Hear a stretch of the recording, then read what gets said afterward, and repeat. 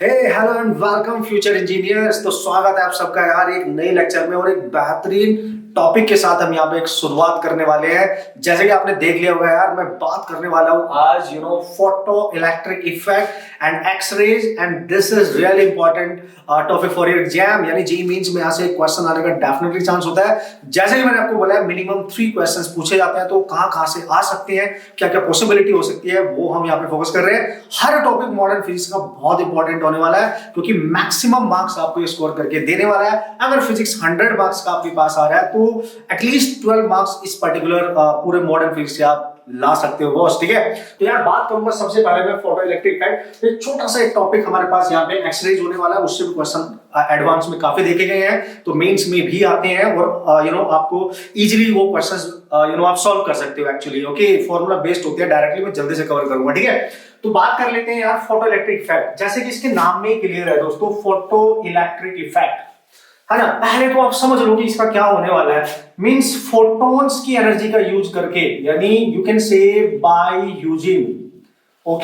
Using photons energy, या you can say electromagnetic radiations जो होती हैं, ठीक है, इनका यूज करके अगर आप इलेक्ट्रॉन्स का इमिशन करो, इलेक्ट्रॉन्स को इमिट कर दो from a metal surface. Okay, metal surface की मैं बात कर रहा हूं, बिकॉज ऑफ मेटल सरफेस का मतलब हैविंग फ्री इलेक्ट्रॉन्स, उसके अंदर एग्जिस्ट करते हैं फ्री इलेक्ट्रॉन्स। उनको हम अगर वहां से बाहर निकाल दें, ये पूरा प्रोसेस एक्चुअली इसको आप समझो, बात को बहुत बेहतरीन ये कंसेप्ट है। और इसी क्वेश्चंस मैं बोलूंगा ना 100% आने के चांस होते हैं, आते भी है। ठीक है, तो यार हम इसमें बात करने वाले हैं कि यार सर आप कहना क्या चाह रहे हो। मैं बोल रहा हूं आपने सबने पढ़ा है, जल्दी से मैं दिखा देता हूं आपको इसका पिक्चराइजेशन क्या है। फोटॉन्स की एनर्जी, फोटो इलेक्ट्रिक इफेक्ट, यानी इलेक्ट्रॉन्स को इमिट कराना है, मतलब उनसे करंट बनानी है। तो फोटॉन्स की एनर्जी का यूज करके अगर हम करंट बना सके, इलेक्ट्रिक करंट जनरेट कर सके, that process is called as photo electric effect. अगर हम ऐसा कर सके तो बहुत अच्छी बात हो जाती है। ये एक ईएम वेव का यूज करके आप इलेक्ट्रॉन्स जनरेट कर रहे हो किसी मेटल सरफेस और उससे करंट बना रहे हो, इससे बढ़िया और क्या हो सकता है यार। ठीक है, जिसका हम यूज कर सकते हैं अपने लिए। तो सिंपल वे क्या है यहाँ पे। अच्छा, एक पॉइंट यहाँ पे आपके दिमाग में आ रहा होगा कि आपने फोटॉन्स की एनर्जी का यूज क्यों किया इलेक्ट्रॉन्स को इमिट करने के लिए। क्या और प्रोसेस हो सकते हैं? यस डेफिनेटली, और भी प्रोसेस हो सकते हैं। आप थर्मोआयनिक जो आपका प्रोसेस होता है उसके थ्रू भी मेटल के सरफेस से निकाल सकते हो।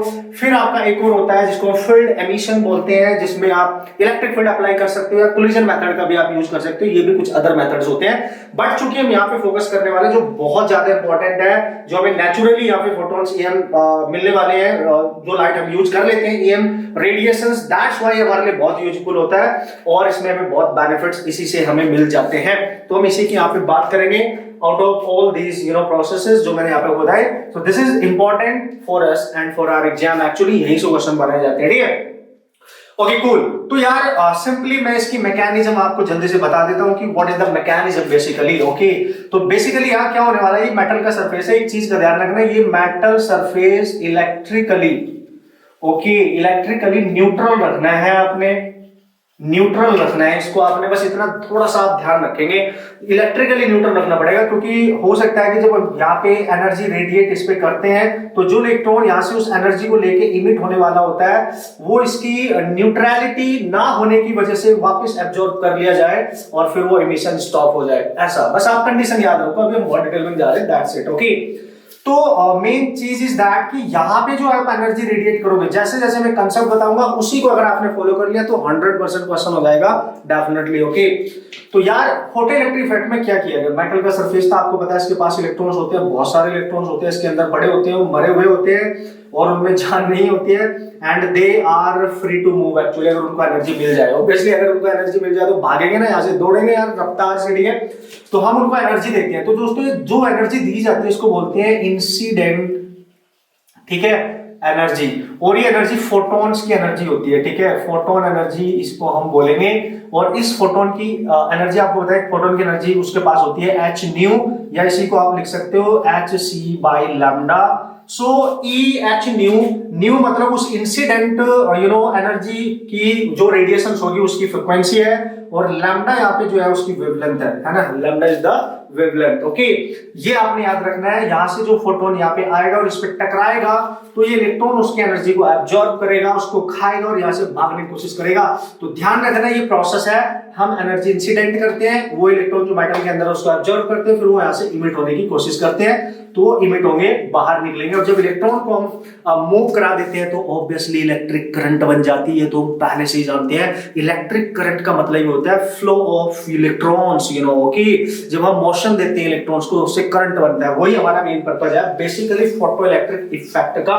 तो ये हमने ऐसे किया। अच्छा सर एक बात बताओ कि ये इलेक्ट्रॉन यहां से निकलेगा क्यों? थोड़ा सा बेसिक में चले जाते हैं, ये निकलेगा क्यों? इसको मिनिमम एनर्जी कितनी चाहिए कि ये निकल जाए? जो इसकी रिक्वायर्ड एनर्जी होती है इसको इमिट होने के लिए, रिक्वायर्ड एनर्जी, बस इसी पे फोकस करो। 2-3 पॉइंट है, वहीं से क्वेश्चन आते हैं, पूरी थ्योरी पढ़ने की जरूरत ही ना है, आप इसी पे फोकस करेंगे। रिक्वायर्ड एनर्जी टू इमिट, है ना? इलेक्ट्रॉन को कितनी एनर्जी की मिनिमम जरूरत है कि यहां से इमिट हो जाए? उस रिक्वायर्ड एनर्जी को इमिट होने के लिए उसको नाम दिया गया उसका वर्क फंक्शन। क्योंकि ऑब्वियसली आप किसी मेटल सरफेस से उनको निकाल रहे हो तो इतना तो काम करना ही पड़ेगा ना भाई, उतनी एनर्जी तो देनी पड़ेगी उससे निकालने के लिए। तो you have to do some work, you know, that is the work function and that is denoted by phi. Sometime हम डब्ल्यू से डिनोट कर देते हैं, नॉर्मली हम इसको इलेक्ट्रॉन वोल्ट में लेंगे। अगर जूल में दे रखे तो we have to convert according to the situation in electron volt. Unit का भी आप खासा ध्यान रखें। ये हो गया। अच्छा सर, अगर हमने जितनी इसको चाहिए उतनी एनर्जी नहीं दी तो क्या यहां से भागेगा? काय को भागेगा? डैडी से आपने पैसे मांगे कि यार पापा मेरे को 1000 रुपए दे दो, पार्टी वार्टी करनी है, दोस्तों को पार्टी दूंगा भाई, बर्थडे था मेरा, ऐसे वैसे करके। तो पापा ने बोला तू 1000 का क्या करेगा, ले 500 रुपए ले। तो आप गंदा सा खोपड़ा बना के कहीं कोने में बैठ जाओगे? नहीं, काय को? क्योंकि आपको उतने पैसे दिए ही नहीं कि जितने की आपको मिनिमम रिक्वायरमेंट थी, आपको उससे बहुत कम दिए गए, तो आप जाओगे ही नहीं यार, दोस्तों बोल दोगे भाई रहने दो, देख लो बाद में देख लूंगा, ऐसे करके। क्योंकि आपकी रिक्वायरमेंट थी, वो तो आपने पूरा अपना बना रखा था ना कि एक ये लिस्ट बना रखी थी, इतने बंदे हैं भाई, इतना पैसा खर्च हो सकता है तो इतने मेरे को रखने पड़ेंगे। इट मींस अगर आपको रिक्वायर्ड एनर्जी नहीं मिली यहां से तो आप भागोगे नहीं। तो it means that for you know electron emissions, for electrons का जो इमिशन होने वाला है, ध्यान से समझो, इंसिडेंट रेडिएशन की energy must be greater then work function. आप समझे मेरी बात, है ना? Must be greater then work function. Very important condition. अगर आपसे बोले पीईई की necessary condition is what? The necessary condition is that the energy radiation जो होगी वो एनर्जी ऑफ द रेडिएशन जो होगी वो हमेशा उसकी रिक्वायर्ड एनर्जी से ज्यादा होनी चाहिए और उसके इक्वल कर सकते हो। अगर इक्वल कर दी, लेट्स सी अगर आपने ई उतनी दी जितना उसका वर्क फंक्शन है, तो ई जब आपने इसको दी होगी तो उस समय जो एनर्जी वो रही होगी वो उसकी एक स्पेसिफिक फ्रीक्वेंसी होती है और फाई यहां से निकल के आ जाता है, यू नो, और इसको नाम दिया गया है थ्रेशोल्ड।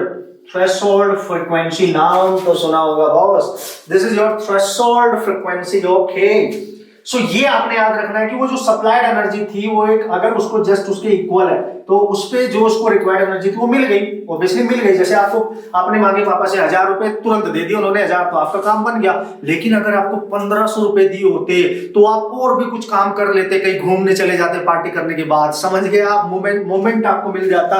मतलब सर आप ये कहना चाह रहे हो अगर इक्वल होगी तो वो थ्रेशोल्ड फ्रीक्वेंसी पे इमिट हो जाएगा जस्ट, लेकिन अगर ज्यादा होगी तो पक्का, अगर ई आपकी फंक्शन से ज्यादा दे दी आपको आने वाली रेडिएशंस की एनर्जी, तो इलेक्ट्रॉन्स यहां से इमिट तो होंगे, भागेंगे भी, इमिट भी होंगे और भागेंगे भी, समझ रहा? यहां से एनर्जी आएगी, इलेक्ट्रॉन उसको लेंगे, एब्जॉर्ब करेंगे, अगर वो एनर्जी उनकी रिक्वायर्ड एनर्जी से ज्यादा है तो वो लेके इमिट भी होंगे और भागेंगे। समझ रहे आप मेरी बात? ठीक है, तो it means this is your condition जिसमें अगर ये एनर्जी से ज्यादा हो जाती है तो इलेक्ट्रॉन्स का इमिशन तो होगा, एज वेल एज उनके पास काइनेटिक एनर्जी भी आ जाएगी। समझना, एज वेल एज उनके पास कुछ एनर्जी ही आ जाएगी, वो मोशन में आ जाएंगे, काइनेटिक एनर्जी उनको प्रोवाइड कर सकते हैं। This is your necessary condition.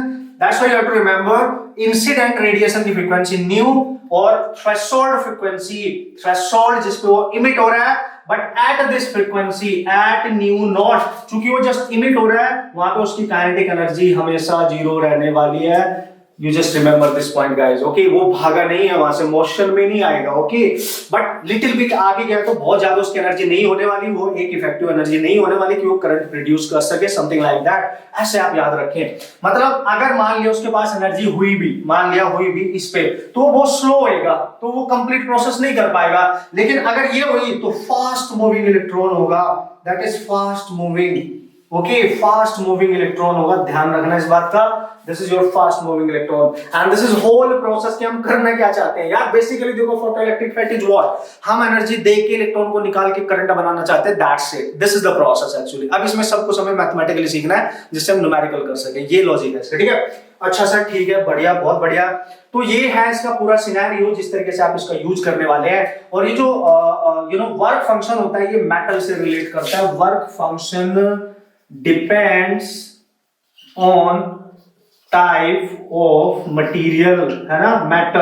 Metal किसका बना हुआ है, किस मटेरियल का बना हुआ है, उस पर डिपेंड करता है। अगर वो चेंज करोगे तो वर्क फंक्शन ऑब्वियसली चेंज होगा। मेटल चेंज नहीं होगा तो उसका वर्क फंक्शन भी चेंज नहीं होगा, सिंपल सी बात है। मतलब उतनी एनर्जी उस मेटल को दे रहे हैं हम कि उससे आसानी से इलेक्ट्रॉन निकल सके, तो उसकी वो जो कैपेसिटी है वो उसको वर्क फंक्शन बोला गया है कि एनर्जी देने के बाद कितनी आसानी से कोई मेटल अपने से इलेक्ट्रॉन्स इमिट करा सकता है। This is all about work function, okay. Cool. अब यहाँ पे मेन प्रॉपर्टी क्या आने वाली है कि हम सर क्वेश्चन कैसे करेंगे। देखो भाई, पहला तो यही बन गया आपके पास, यहीं से देख लो आप। फर्स्ट तो यही बन गया, क्या सर, कंडीशन आपने बना दी। अच्छा, कभी कभी ऑब्जेक्टिव क्वेश्चंस में ऐसी थ्योरीज पूछ लेता है कि सर फोटो इलेक्ट्रिक इफेक्ट होने के लिए जो एनर्जी रेडिएशन इंसिडेंट है वो वर्क फंक्शन से ज्यादा होनी चाहिए। और इसका मतलब ये अगर एच न्यू है तो ये एच न्यू नॉट होगा, ऑब्वियसली ये थ्रेशोल्ड फ्रीक्वेंसी पे डिपेंड कर रहा है। ये कैंसिल, तो new is greater then new not. This is your next condition for the photo electric emission. Remember, आने वाली लाइट रेडिएशन की फ्रीक्वेंसी थ्रेशोल्ड से ज्यादा होनी चाहिए। इट मींस आपने पढ़ा होगा फ्रीक्वेंसी और वेवलेंथ एक दूसरे के इनवर्सली प्रोपोर्शनल होते हैं। यहां से देखो, ओके। इट मींस आप ये कहना चाह रहे हैं threshold wavelength must be greater than to incident radiation wavelength. मतलब इसका देखो रिवर्स है। ये तीनों कंडीशन आपके दिलो दिमाग में होनी लाजमी है, बॉस, वरना सवरना आजमी है। तो इस तरीके से आप इक्विवेलेंट ग्रेटर एंड इक्वल का साइन यूज कर सकते हो, नो प्रॉब्लम। मतलब एक इक्वालिटी यहाँ पे यूज कर सकते हो, that is the main point, okay. अब मैं आपसे बात कर रहा था, सबसे पहला क्वेश्चन आपसे जो पूछा जाएगा, that depends upon the work function. तो अगर वो वर्क फंक्शन से क्वेश्चन पूछता है तो ये बनेगा एच न्यू नॉट, या आप इसको लिख सकते हो h c by lambda naught. Nu naught c by lambda हो जाता है। ये अगर जूल में है, you have to convert this relation in terms of electron volt. The standard unit we use that is electron volt. ये तो हो गया जूल्स में, बट हमने किस में यूज करना है सर, इलेक्ट्रॉन वोल्ट में। So you have to convert this, okay. So 5 को अगर आपने इलेक्ट्रॉन वोल्ट में लेना है तो ऑब्वियसली इलेक्ट्रॉन वोल्ट का आपको पता है 1.6 × 10⁻⁹ से आपको डिवाइड करना पड़ेगा charge of electron, okay.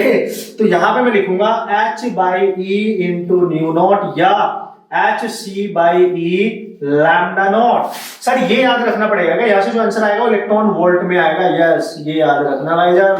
Calculation से बचने के लिए मैं आपकी हेल्प करने वाला हूं। व्हाट इज दैट, आप 5 को जो आपने याद रखना है वो रखना है, इसकी वैल्यू पुट करने के बाद h Planck's constant E that is 4.14 10⁻⁻15 into new not. Actually बहुत छोटा हो गया अब आपके लिए। इस रिलेशन का आप याद रखें, इसका आप यूज रखें करके बढ़िया से।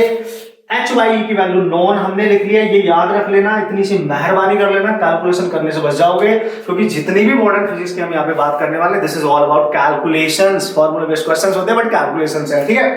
You just put the value of frequency, threshold frequency, you will get the answer finally, okay. ये भी ऐसे ही करना है। अगर ये जूल में है, you have to take in electron volt, then you have to take in electron volt by, okay, by dividing h nu by e ऐसे, या h/e c बाय लैम्डा। और यहाँ पे भी h/e की वही वैल्यू लेंगे सर। अच्छा ठीक है, अगर फ्रीक्वेंसी नहीं दे रखी, वेवलेंथ होगी तो ये वाला यूज कर लो। देखो 4.14 10⁻⁻15 into c is the speed of light, known होती है, लैम्डा नॉट गिवन होगा, पुट कर देना, आंसर आ जाएगा। c आपको पता ही है स्पीड ऑफ लाइट की वैल्यू। ये आप यूज करके आना, पहला expression you have to remember guys. After the condition you have to remember this expression to solve the problem based on photo electric effect के वर्क फंक्शन पे जो questions आने वाले हैं, okay. This is important actually, okay. तो ये जो answer आपको यहां से मिलेगा, ये मिलेगा आपको इलेक्ट्रॉन वोल्ट में, ये सिंपल लॉजिकली, ओके। इतनी बातें आपने याद रखनी है सबसे पहले इनिशियली, फिर तो मजे आ जाएगा। फिर हमें बाबा ने बहुत बड़ी हेल्प कर दी थी, जिनको नोबेल प्राइज भी दिया गया था आइंस्टाइन फोटोइलेक्ट्रिक इक्वेशन पे, आपको याद होगा बॉस, ठीक है। बात करने वाले हैं उसी इक्वेशन की, ओके ओके गाइस, बात कर लेते हैं इस पे डिपेंडेंट जो कॉन्सेप्ट अभी हमने फोटोइलेक्ट्रिक इफेक्ट का सीखा है, बढ़िया तरीके से हमने इसको कॉन्सेप्ट को डिलीवर किया है और इसको अप्लाई करना सीख लेते हैं। How you can solve the type of problem जो आपके एग्जाम में आते हैं या आने वाले हैं, जो आ चुके हैं, ओके।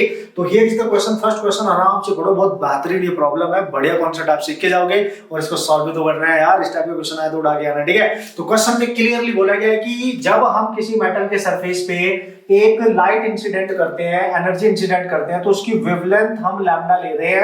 तो जब वो लैम्डा वेवलेंथ के साथ इंसिडेंट हो रही है, तो वहां से जो इलेक्ट्रॉन निकल रहा है, फास्टेस्ट इमिटेड इलेक्ट्रॉन, जिसकी मैक्सिमम स्पीड हमें दे रखी है, लेट्स सी v, वो दे रखी है क्वेश्चन में, उसने बोला फास्टेस्ट इमिटेड इलेक्ट्रॉन, ठीक है। फिर उसने बोला कि अगर हम उसी एनर्जी की वेवलेंथ चेंज कर दे, 3 लैम्डा बाई 4 कर दे, तो बताओ वहां से निकलने वाला फास्टेस्ट इलेक्ट्रॉन की मैक्स स्पीड कितनी हो जाएगी। सिंपल, मैंने बताया था आपको इस टाइप की कंडीशन पे क्वेश्चन आएंगे। तो यार सबसे पहले आप इक्वेशन लिखो, देखो वेलोसिटी वगैरह की बात कर रहा हूं, ऑब्वियसली फोटो इलेक्ट्रिक इफेक्ट की इक्वेशन यूज करनी पड़ेगी। तो भाई क्या होती थी, भाई इक्वेशन क्या होती थी, k max equal to e minus 5, obviously यही होती थी। सो k max को आप क्या लिख सकते हो, हाफ mv max का स्क्वायर इक्वल टू e क्या होगी, hc बाई लैम्डा। ये क्या होगा, ये तो सेम रहेगा क्योंकि मेटल तो सेम है ऑब्वियसली। अब यहां पे आपको दे रखा है हाफ एमओ वी स्क्वायर, क्योंकि इसकी वैल्यू भी दे रखी है, और ये लिखोगे h c by lambda minus 5। This is your first equation, you just write down the equation, put the value, हो जाएगा, टेंशन नहीं है। अब यहां पे उसने बोला फिर से इक्वेशन यूज करो इसके लिए, जब उसने वेवलेंथ को चेंज कर दिया तो क्या लिखोगे, यहां पे लिखोगे half m o v max dash का स्क्वायर, मतलब उसकी स्पीड चेंज हो रही है ऑब्वियसली, इक्वल टू, और एच सी अब की बार वेवलेंथ हो गई 3 लैम्डा बाई 4 और इनटू माइनस का 5। तो ये हमें निकालना है। Now you can see this equation, actually आप इस इक्वेशन को देखो, आप लिखोगे half m v dash square, और ये मैक्सिमम पॉसिबल जो उसकी स्पीड होने वाली है, ये 4 ऊपर जाएगा तो 4/3, यहाँ पे लिखोगे h c by lambda minus 5। अब उसने जो ऑप्शन डिजाइन किए बहुत स्मार्टली डिजाइन किए हैं। ऑप्शंस यहाँ पे आप देखो, कोई न्यूमेरिकल वैल्यू नहीं पूछी है हमसे, एक रिलेशन पूछा है, वो भी ग्रेटर या इक्वल या फिर something like that, less, something like that, उसने एक रिलेशन बना दिया है। तो देखो भाई ध्यान से देखो, आप पहली जो इक्वेशन आई थी वो ये थी, जहां पे हाफ एम वी स्क्वायर जो थी उसकी इनिशियल वेलोसिटी लैम्डा पे वेवलेंथ पे वो ये आ रही है hc बाई लैम्डा माइनस 5। तो कहीं ना कहीं अगर हमें रिलेट करना है तो इस वैल्यू को इसके टर्म्स में वहां रिप्लेस करना ही पड़ेगा। तो इसको एज इट इज रखो, तो 4/3 अगर मैं यहां से कॉमन लूं, समझे आप बात को, अगर मैं यहां से कॉमन लूं और इसको ऐसे लिख दूं hc बाई लैम्डा और माइनस का 5, ठीक है, ऐसे लिख दूं, ओके। तो यार मैं इसको ऐसे लिख सकता हूं कि मैंने क्या किया, ये जो 4/3 है पूरा ब्रैकेट से बाहर ले लिया और अंदर ये मैंने रख दिया। तो चूंकि ये 4/3 तो इसी के साथ मल्टीप्लाई में था, इसके साथ तो था ही नहीं, तो अगर मैंने 4/3 बाहर लिया तो इसमें मल्टीप्लाई हो जाएगा, इसमें भी, और मैंने इसको एज इट इज -5 लिखना है, तो मैं यहां लिख रहा हूं 5/3।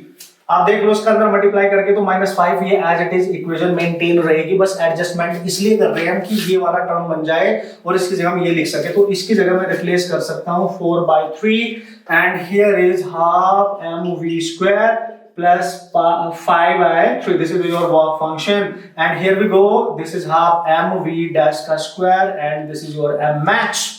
Clearly you can see, okay. अब आप देख सकते हो यहाँ से क्लियरली यार कि ये जो वेलोसिटी है, अगर आप ध्यान से देखो, ये जो काइनेटिक एनर्जी है, अगर आप क्लियरली देख पा रहे हो, ये जो काइनेटिक एनर्जी यहाँ से निकल के आ रही है, जब मैं इसको सॉल्व करूंगा तो ये काइनेटिक एनर्जी इतनी प्लस ये इतना वर्क फंक्शन के साथ एडिशन में है, तो ये तो बिल्कुल क्लियर है। ये वाली जो काइनेटिक एनर्जी थी इनिशियल, ये इसकी वैल्यू ये थी और इससे ये ज्यादा है। तो एक चीज तो यहाँ पे अगर आप रिलेटिवली इसको ध्यान से देखोगे तो ये वाला टर्म इसमें सेम है और इससे ये ज्यादा है। तो एक चीज तो बिल्कुल क्लियर है कि v डैश मैक्स का जो स्क्वायर है वो ग्रेटर होने वाला है 4/3 इंटू वी के स्क्वायर से, पक्का क्लियर है, देख लो आप। ये वैल्यू इस पूरी से इससे ज्यादा है क्योंकि इसमें ये एडिशनली ऐड हो रहा है वर्क फंक्शन। तो यू कैन राइट हियर, यहां से स्क्वायर हटेगा तो जो वी मैक्स आएगी नेक्स्ट इतनी वेवलेंथ देने के बाद वो ग्रेटर होने वाली है 4/3 into v time. This is your required relation, actually this is your required relation. This is how you can solve the type of problem. Little bit adjustment आपको करने का पड़ेगा, उसके बाद आप आराम से क्वेश्चन सॉल्व कर सकते हैं। ओके ओके गाइस, तो यार नेक्स्ट क्वेश्चन और देख लेते हैं बढ़िया तरीके से। जिस टाइप के क्वेश्चन आपके एग्जाम में आते हैं ऑलरेडी मैंने वही क्वेश्चन सेलेक्ट किया है, आपको आइडिया लगेगा कि मैं सॉल्व कर सकते हैं नहीं कर सकते हैं। इस टाइप के क्वेश्चन फर्दर आएंगे तो how easily we can solve the problem, okay, by applying the concept. So here is the question, जल्दी से आप रीड कर लो बढ़िया तरीके से। डेटा मैंने यहाँ पे लिख लिया है, उसमें क्लियरली बोला है कि अगर एक मेटल सरफेस है ये वाला, उस पे हमें एक एनर्जी रेडिएट करते हैं, इंसिडेंट करते हैं, जिसकी वेवलेंथ हमें दे रखी है 248 नैनोमीटर। तो वहां से जो इलेक्ट्रॉन इमिट हो रहा है, जो फास्टेस्ट इलेक्ट्रॉन है उसकी स्पीड है u1। उसी मेटल सरफेस सेम है, मतलब वर्क फंक्शन सेम रहने का बाबा, ठीक है। उसने बोला अब की बार एनर्जी चेंज कर दी क्योंकि वेवलेंथ होते ही चेंज एनर्जी चेंज हो जाएगी ना बॉस। उसने बोला जब नेक्स्ट एनर्जी उस पे डाली गई उसकी वेवलेंथ हमने 310 नैनोमीटर ली और वहां से जो इलेक्ट्रॉन निकला फास्टेस्ट उसकी स्पीड आपने u2 ली। उन दोनों स्पीड का रेशियो दे रखा है 2:1 और hc प्लैंक कांस्टेंट और स्पीड ऑफ लाइट का प्रोडक्ट भी दे रखा है, यही यूज करना होगा अगर रिक्वायर्ड होगा तो। अब उसने बोला यार तो बताओ इस मेटल का वर्क फंक्शन क्या है, अब ध्यान से समझो। This is all about whenever the wavelength is given and the frequency is given या incident radiation की energy is given and you have to calculate the velocity या फिर work function, obviously Einstein equation use करनी पड़ेगी। सीधा सा logic. सबसे पहले यहाँ सोचो क्या करोगे, खुद ही सोचो। E इक्वल टू क्या होता है, ठीक है ना, E होता है भाई K max, ठीक है सर, प्लस गपलू आई मीन वर्क फंक्शन। तो पहली कंडीशन में ये होगी फिर ये होगी और ये तो सेम रहने वाला। दूसरी कंडीशन में मैंने बोला था कि मैक्स 2 होगी प्लस ये होगा सेम। डिवाइड कर लो, पहले तो लॉजिकली सीख लो। डिवाइड करोगे ना, पहली इंसिडेंट एनर्जी दूसरी वेवलेंथ पे इंसिडेंट एनर्जी, इसको लिखोगे के मैक्स। इसका मतलब होता है हाफ एम। अच्छा इसकी वैल्यू निकाली जा सकती है सर, कैसे? अगर मैं इसकी वैल्यू अलग से निकालूं के मैक्स 1 ओवर के मैक्स 2 तो भाई ये आता है half m o u1 square over half m o u2 square. ये कैंसिल, u1 by u2 का whole square, you just put the value of u1 u2 that is 2:1, that is 2:1 and that is आ गया 4:1। तो इसका मतलब इसकी जगह आप लिख सकते हो यहाँ पे दिख तो रहा है, देखो कर सकता हूँ, टेंशन नहीं है बॉस, ठीक है। सो ये आ गया मेरे पास। एक चीज अब मेरे को यहाँ करनी पड़ेगी, थोड़ा सा आप समझो बात को। You have to calculate E max actually. अब यहाँ से आपको ये निकालना पड़ेगा कि इसका जो के मैक्स 1 है वो कितना होगा, वो आएगा E1 - 5, क्योंकि मुझे इसका रेशियो मिला है ना तो वही निकालना पड़ेगा। यहाँ से भी मेरे को निकालना पड़ेगा कि मैक्स 2 ये आ जाएगा E2 - 5। अब डिवाइड करो, देखो तो इसकी वैल्यू ऑलरेडी आपको पता है ना, वो कितनी है सर 4/1 और E1 नहीं पता, ठीक है। आप लिखोगे E1 - 5 ओवर E2 - 5 तो ये आ गया अल्टीमेटली 4। ध्यान से देखो आप, दिस इज अल्टीमेटली 4, क्लियरली, बिल्कुल क्लियरली, ओके। अब सर क्या करूंगा मैं इसके साथ, अगर मेरे को E1 E2 पता चल जाए तो 5 आ जाएगा, ठीक है। अब यहां से निकालो, E1 निकालोगे तो कितनी आएगी hc/लैम्डा और hc दे रखी है 1240 बाय लैम्डा दे रखा है 248। तो 248 से इसको डिवाइड करो तो ये आने वाला है, व्हाट इज दैट। अगर मैं यहां देखूं दिस इज 8 पंजे 40 और 5 चौक 20 5 दूनी 10, दिस इज 5, ओके। और अगर यहां से एनर्जी कितनी यहाँ पे इंसिडेंट की वो निकालोगे तो hc/लैम्डा 2 आएगा, ये भी 1240 और डिवाइड में आप 310 करने वाले हो, कैंसिल हो जाएगा। तो दिस इज 4 कम 4 के बाद यानी 4, दिस इज योर 4, ठीक है। यहां पुट करो तो 4 = 5 - 5 by this is 4 - 5, cross multiply कर लो यार, क्रॉस मल्टीप्लाई करोगे 16 - 4 5 = 5 - 5, इसको इधर लेके जाओ, इसको इधर लेके आओ, 11 आएगा। ऐड ये जब उधर जाएगा तो ये माइनस का है, प्लस का तो 3, 5 आ गया 11/3, 3 तिया 9, 3 9 3 18 समथिंग लाइक दैट। तो नियर बाय 3.7 ये आ जाएगा इलेक्ट्रॉन वोल्ट। इतना लगभग आपका आंसर बन जाना चाहिए। And this is all about how you can use the concept to solve the numerical problems. बहुत बेहतरीन तरीके से आप कर सकते हो दोस्तों, बढ़िया से आपने प्रैक्टिस करनी है और हर टाइप का क्वेश्चन आप सॉल्व करके आ सकते हो। प्रीवियस क्वेश्चन जरूर कर लेना, एक आइडिया लेके जरूर जाना है, ठीक है, ऐसे मत जाना, ठीक है।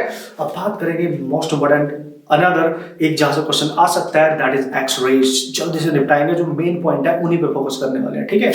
ओके डियर एस्पिरेंट, अब मैं बात कर लेता हूं यार उस मोस्ट इंपॉर्टेंट इक्वेशन की जिसको बाबा ने जिसको डिस्कवर किया था फोटो इलेक्ट्रिक इफेक्ट के इस पूरे प्रोसेस में। That is called as Einstein equation of photo electric effect. आप सबको पता होगा, दैट इज रियली इंपॉर्टेंट। बिना इसके हम क्वेश्चन नहीं कर सकते, क्वेश्चन तो इसी इक्वेशन से सारे गुजरेंगे। Okay so let's see now. उसने जब हमने यहाँ प्रोसेस देखा तो उन्होंने प्रूव किया, बाबा का दिमाग हाई था तो उसने 4 डाला। उसने बोला भाई जब तुम एनर्जी इसको दे रहे हो, ये तो दुनिया का प्रोसेस है, दस्तूर है कि जब हम एनर्जी को लेते हैं, एब्जॉर्ब करते हैं, तो कुछ एनर्जी वर्क की फॉर्म में कन्वर्ट हो जाती है, कुछ energy other form of energy में कन्वर्ट हो जाती है। ओके सो जो एनर्जी दी गई is equal to h nu लिखो या एच सी बाई लैम्डा। तो उसने क्या किया, कुछ एनर्जी तो इसको बाहर निकालने में, इमिट करने में यूज हो गई, जिसको हमने नाम दिया वर्क फंक्शन। फिर ये इलेक्ट्रॉन यहां से मोशन भी आई तो उसको काइनेटिक एनर्जी प्रोवाइड करने में यूज हो गई कुछ एनर्जी। तो अब मेन पॉइंट ये भी होता है इसमें कि जो एनर्जी आ रही है जरूरी नहीं है वो कंप्लीटली एब्जॉर्ब भी हो जाएगी, मे बी और मे नॉट भी। ओके ये आप थोड़ा सा याद रखिए, बट हम यहाँ पे फंडामेंटली काम उन पे करने वाले हैं जिससे क्वेश्चंस पूछे जाते हैं। ठीक है सो यार ये जो एनर्जी आ रही थी 2 फॉर्म में कन्वर्ट हो चुकी थी। एक तो इसको इमिट करने में, दैट इज वर्क फंक्शन। दूसरा उसको मोशन भी तो दिया है, उसको काइनेटिक एनर्जी भी तो दी है। सो काइनेटिक एनर्जी मैंने क्या बोला था, कब पॉसिबल है, जब ये एनर्जी इसके वर्क फंक्शन में बहुत ज्यादा होने वाली है तो वो उसको काइनेटिक एनर्जी प्रोवाइड कर देती है। मैक्सिमम जो काइनेटिक एनर्जी यहाँ मिलने वाली है किसी पर्टिकुलर इलेक्ट्रॉन को जो फास्टली मूव कर रहा होगा, that's why we have to take the max energy of that electron. So this is your equation and this is called as Einstein photoelectric effect equation. Okay now इसको आप क्या लिख सकते हो दोस्तों, इसको आप लिख सकते हो एच न्यू, और ये वर्क फंक्शन है तो ये काम करेगा न्यू नॉट थ्रेशोल्ड फ्रीक्वेंसी पे, और ऑब्वियसली दिस इज के max. Okay this is your के मैक्स। तो यार किसी भी तरीके से आप इस एनर्जी का यूज कर सकते हो। के मैक्स को आप ऐसे भी तो लिख सकते हो, हाफ एम वी मैक्स का स्क्वायर। भाई काइनेटिक एनर्जी तो है यार, obviously kinetic energy, that's how you can write it. Okay so अगर आपने यहां से k max निकालना है तो k max को आप लिख सकते हो this is h nu minus h nu naught। Simple सा लॉजिक यहाँ पे आप ध्यान से देख सकते हैं। ठीक है क्लियरली आपको यहाँ पे विजिबल है सारी चीजें। अच्छा सर ठीक है बढ़िया। अब इस इक्वेशन का यूज क्या करना भाई, न्यूमेरिकल्स सॉल्व करने के लिए इस इक्वेशन का आप यूज करोगे। बस ये आप ध्यान से दिमाग में बात को सेट कर दो। ठीक है क्वेश्चंस इसी से पास होंगे, क्वेश्चन यहीं से। वर्क फंक्शन मेटल पे डिपेंड कर रहा है, आपको पता है। काइनेटिक इसको चेंज करके काइनेटिक एनर्जी चेंज की जा सकती है, बट मेटल अगर वही है वर्क फंक्शन चेंज नहीं होगा। सो एनर्जी चेंज करो यहाँ से, रेडिएशन जो एनर्जी यहाँ से आ रही है और ये जो एनर्जी होगी उसके अकॉर्डिंग आपकी काइनेटिक एनर्जी इलेक्ट्रॉन जो गेन करने वाला है उसके अकॉर्डिंग वो चेंज कर सकता है। तो by changing the wavelength as well as the frequency we can change the velocity. Okay we can change the velocity, we can change the kinetic energy, एक ही बात है। ठीक है इसका मतलब एक चीज और याद रखनी पड़ेगी कि यार अगर किसी मेटल के सरफेस में हमने एनर्जी को डाल दिया, इसके ऊपर रेडिएट करने के जो एनर्जी है उसको इंसिडेंट किया, तो जो इलेक्ट्रॉन्स यहां से इसको खाएगा और वो जो बाहर जाएगा इमिट होगा। ठीक है तो ये अगर मैं इस इलेक्ट्रॉन्स की जो नंबर्स है उसको बढ़ाना चाहता हूं तो मेरे को आने वाली इंसिडेंट रेडिएशन की जो इंटेंसिटी है, इंटेंसिटी को इंक्रीज करना पड़ेगा। तो इलेक्ट्रॉन्स का जो नंबर होगा, समझना, इलेक्ट्रॉन्स का जो नंबर होगा वो भी इंक्रीज करेगा। उत्तरी यार सर अच्छा ये कह रहे हो आप, इंटेंसिटी बढ़ाने से, इंटेंसिटी का मतलब होता है एनर्जी रेडिएट जो हो रही है per unit area, per unit time में कितनी एनर्जी आप वहां पे डाल रहे हो, समझना, उससे कितनी इलेक्ट्रॉन, जैसे जैसे इंटेंसिटी बढ़ेगी वैसे वैसे इलेक्ट्रॉन्स का नंबर, ज्यादा इलेक्ट्रॉन्स यहां से निकलेंगे, है ना, ज्यादा इलेक्ट्रॉन्स। बस ये ध्यान रखो आप, इंटेंसिटी बढ़ने से नंबर ऑफ इलेक्ट्रॉन्स बढ़ जाएंगे। उत्तरी जितने इलेक्ट्रॉन्स बढ़ेंगे तो करंट भी तो बढ़ेगी, अबे इलेक्ट्रिक करंट भी तो बढ़ेगी। सीधा सा रिलेशन दिख रहा है आपको। It means intensity of radiate जो इंसिडेंट लाइट है वो डायरेक्टली प्रोपोर्शनल होगी इलेक्ट्रिक करंट, जिसको हम नाम देते हैं फोटो इलेक्ट्रिक करंट, क्योंकि ये इलेक्ट्रॉन्स फोटॉन्स की एनर्जी का यूज करके यहाँ पे निकाले गए हैं, उनसे बनने वाली करंट को फोटो इलेक्ट्रिक करंट का ही तो नाम दिया जाएगा। ठीक है सो intensity is directly proportional, hence you can right, अगर आप यहाँ पे लिखोगे इंटेंसिटी आप चेंज कर रहे हो तो इंटेंसिटी वर्सेस करंट ग्राफ, तो लीनियर ग्राफ का वेरिएशन आपको मिलता हुआ नजर आ रहा है। As you increases the intensity number of photons increases and as well as आपकी इलेक्ट्रिक करंट वहां इंक्रीज करने वाली है। तो वहां जो फोटॉन्स आप यहाँ पे देख रहे हो, यहाँ पे जैसे जैसे आप इंटेंसिटी दोस्तों यहाँ पे इंक्रीज कर रहे हो, मतलब यहाँ फोटॉन्स को आप इंक्रीज कर रहे हो पर यूनिट एरिया पर सेकंड के हिसाब से, वैसे वैसे इंटेंसिटी आपकी मतलब इंक्रीज कर रही है, उससे इलेक्ट्रॉन्स इंक्रीज करेंगे, जो इमिट होंगे, बहुत सारे इलेक्ट्रॉन यहाँ से इमिट होने वाले हैं और उससे आपकी करंट बढ़ेगी। तो भाई ये याद रखना, मतलब you can change it, but अगर आप फ्रिक्वेंसी को चेंज करोगे, फ्रिक्वेंसी को इंक्रीज करोगे तो करंट में कोई फर्क नहीं पड़ेगा, उससे काइनेटिक एनर्जी जो होगी वो इंक्रीज करेगी। ये आगे आपको मैं ग्राफिकली समझाऊंगा, इस बात का आप ख्याल रखेंगे। इंटेंसिटी को चेंज करने से you can increase the amount of current. Okay, this is important basic concept, आपको ये याद होना चाहिए बिल्कुल clearly. Okay, just remember it. Okay, और ये बात आप यहां से भी समझ सकते हो। देखो यार, अगर अगर अगर आप फ्रीक्वेंसी देखो, ये तो है थ्रेशोल्ड फ्रीक्वेंसी, यानी वर्क फंक्शन तो मेटल की प्रॉपर्टी है तो कांस्टेंट हो गया एक तरीके से, ठीक है। अगर आप मेटल नहीं चेंज कर रहे हो तो बचा आपके पास एच न्यू, एच भी कांस्टेंट है, बचा न्यू, मतलब ये इंसिडेंट रेडिएशन की फ्रीक्वेंसी चेंज की जा सकती है। अगर इसको बढ़ाओगे तो काइनेटिक एनर्जी बढ़ जाएगी, समझो। मतलब सर आप ये कह रहे हो कि इलेक्ट्रॉन्स जो इमिट हो रहे हैं उनकी मैक्स जो भी इलेक्ट्रॉन्स है वो जो मैक्सिमम वेलोसिटी के साथ जा रहा है उसकी जो काइनेटिक एनर्जी है वो फ्रीक्वेंसी के डायरेक्टली प्रोपोर्शनल है। यस, मैं यही कह रहा हूं यहाँ पे, डायरेक्टली प्रोपोर्शनल है। इसका मतलब फ्रीक्वेंसी डिपेंड कर रहा है तो वेवलेंथ पे भी डिपेंड करेगा, क्योंकि वेवलेंथ इसकी इनवर्सली प्रोपोर्शनल होती है। It means we can change the velocity of the emitted electron as well as the kinetic energy by changing the frequency of the electron of the incident radiations by changing the wavelength of the incident radiations. इसी पे बहुत सारे question पूछे गए हैं, इसी concept में बहुत सारे क्वेश्चन पूछे गए, इस बात का आप ख्याल रखेंगे।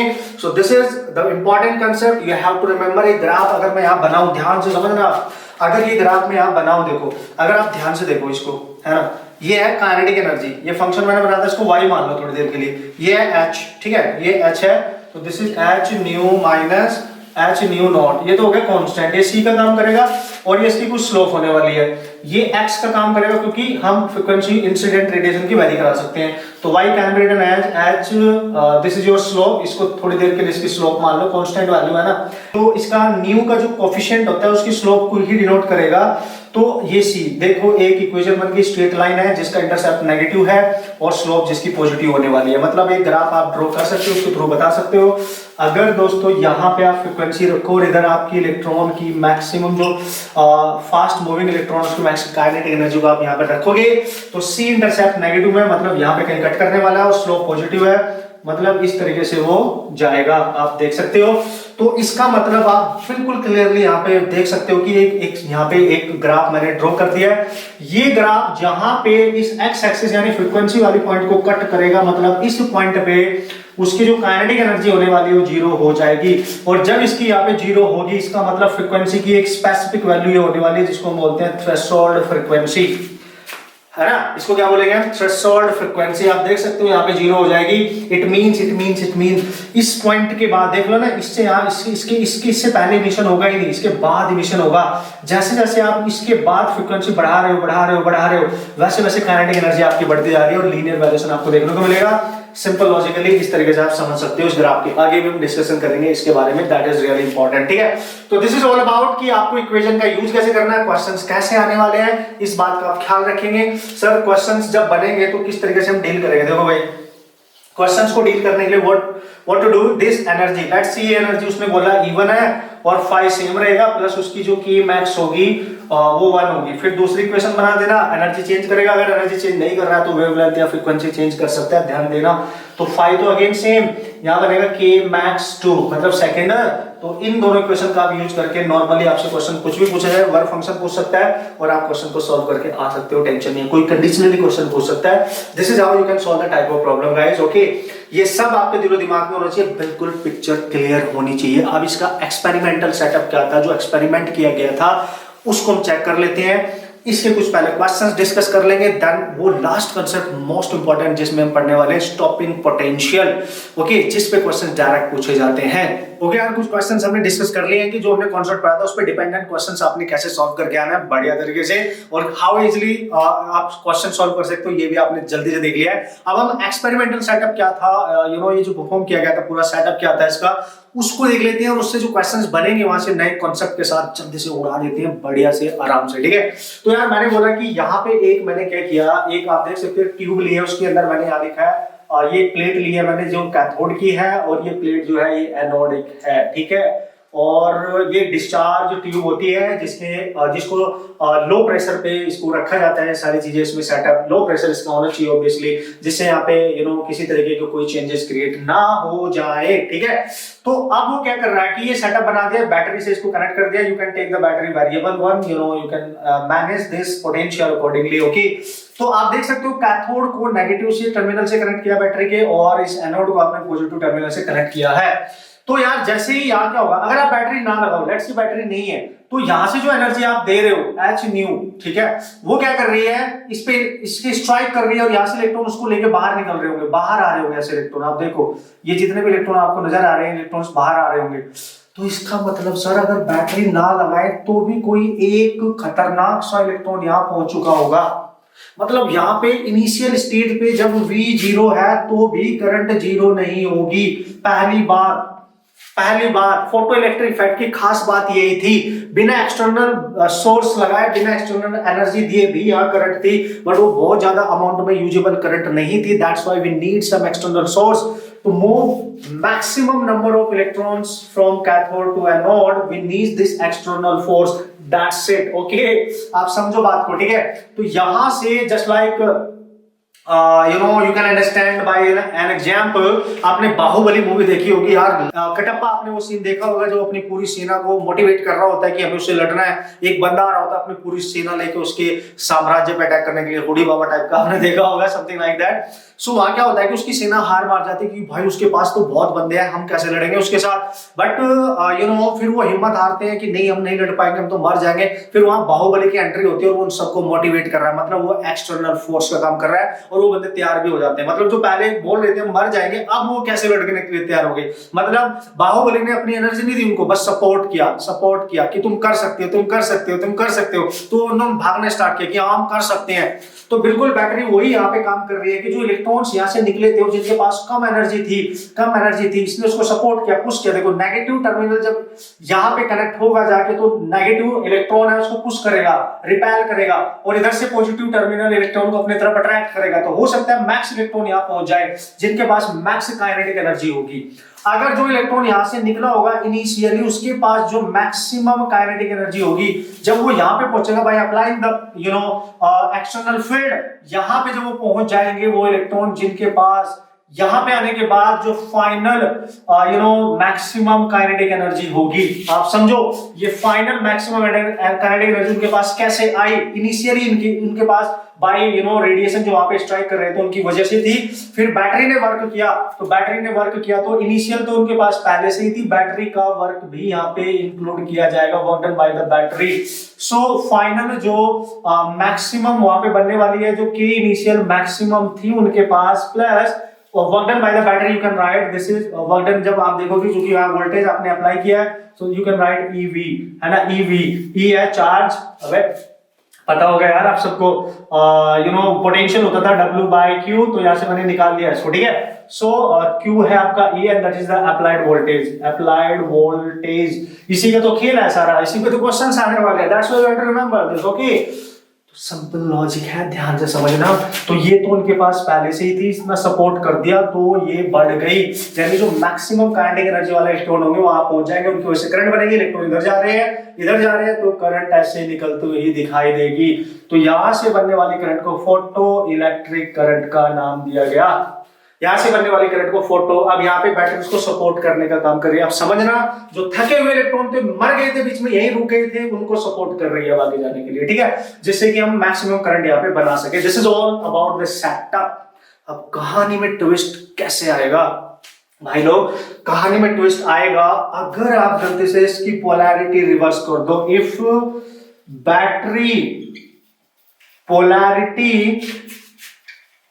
गेट्स रिवर्स्ड, अगर किसी प्राणी ने इस बैटरी की पोलैरिटी को रिवर्स कर दिया, मतलब क्या कहना चाह रहा हूं मैं, ये प्लस किया, ठीक है, समझो आपको, और ये माइनस कर दिया। देखो जैसे इसको प्लस किया होगा तो प्लस टर्मिनल यहाँ आएगा और सारे इलेक्ट्रॉन जो जा रहे होंगे, जो यहाँ पहुंच भी गए होंगे, वो भी मुंह बना के वापस रिटर्न हो जाएंगे। समझो समझो, क्योंकि ये नेगेटिव वाला टर्मिनल अब इनको रिपेल करेगा, धक्का मारेगा, भाग यहाँ से, भाग भाग भाग भाग भाग, तो वो रिपेल्सन फील करेंगे और वापस आने लगेंगे। तो जो वहां जा भी रहा था, जिसके पास मैक्सिमम काइनेटिक एनर्जी थी, उसकी भी फाइनल मैक्सिमम काइनेटिक एनर्जी ये जो बनी थी वो क्या हो जाएगी, 0। समझना। और बैटरी चूंकि रिवर्स काम कर रही है यहाँ पे, तो ये जो अप्लाइड पोटेंशियल वर्क यहाँ पे हो रहा है, you have to take minus eV, और उस कंडीशन पे जो यहाँ पे वोल्टेज अप्लाई होगा उसको बोलते हैं stopping potential.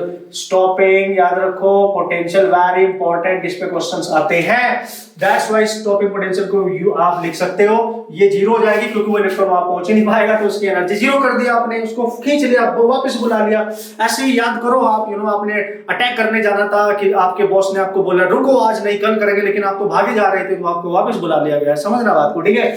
It means that ये 0, ये नेगेटिव, तो ये इनिशियल जो उसके पास मैक्स एनर्जी थी वही हो जाएगी EVS, यानी ये काइनेटिक एनर्जी जब उसके पास मैक्सिमम थी इलेक्ट्रॉन वोल्ट में, तो पोटेंशियल आप निकाल सकते हो के जो उसके पास मैक्सिमम थी, अब इनिशियल लिखो ना लिखो, maximum kinetic energy of that electron divide by E, तो यहां से आप स्टॉपिंग पोटेंशियल निकाल सकते हो दोस्तों, ध्यान रखना। This is your stopping potential, you can calculate अगर आपको एनर्जी यहां गिवन होगी इलेक्ट्रॉन वोल्ट में, ठीक है। तो ये this must be in electron volt, you have to remember this, okay. So this is the most important concept कि जब आप बैटरी को रिवर्स करते हो तो सारे इलेक्ट्रॉन वापस आ जाते हैं, और फोटोइलेक्ट्रिक करंट इस पर्टिकुलर कंडीशन पे जब आप स्टॉपिंग पोटेंशियल अप्लाई करते हो, जब इलेक्ट्रॉन यहां से यहां जा ही नहीं पाएंगे, सर्किट कंप्लीट नहीं होगा, तो photoelectric current becomes 0, stopping potential पे करंट बिकम्स 0।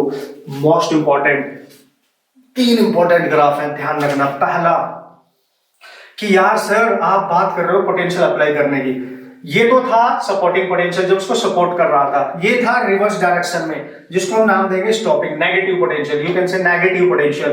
तो यार एक बात बताओ, जब आपने पोटेंशियल 0 रखा था तब भी वहां करंट थी, और धीरे धीरे बढ़ के ऐसे सैचुरेशन करंट अटेन कर लेगी।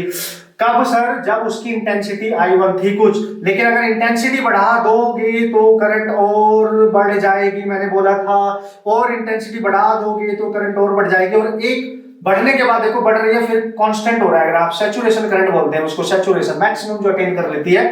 ये यहाँ पे करंट अलग अलग है, देखो ये करंट है लेट्स सी I1, ये है I2, ये है I3।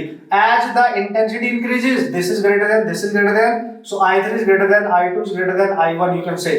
अब उसने बोला अगर हम पोटेंशियल रिवर्स में अप्लाई करें तो भाईजान समझना, ये करंट डायरेक्ट तीनों की तीनों यहाँ पे मीटअप करेंगे, ये होगा आपका स्टॉपिंग पोटेंशियल, यहाँ पे करंट आपकी 0 हो जाएगी, y की कोई भी वैल्यू x पे 0 हो जाती है, तो यहाँ स्टॉपिंग पोटेंशियल पे करंट होगी 0। This is your required graph, this is your required graph. अगर किसी तरह की कोई पोटेंशियल अप्लाई नहीं कर रखा है, ग्राफ सिंपली यहाँ से स्टार्ट हो जाएगा, y एक्सिस और सैचुरेशन करंट को अटेन करने की कोशिश कर लेगा।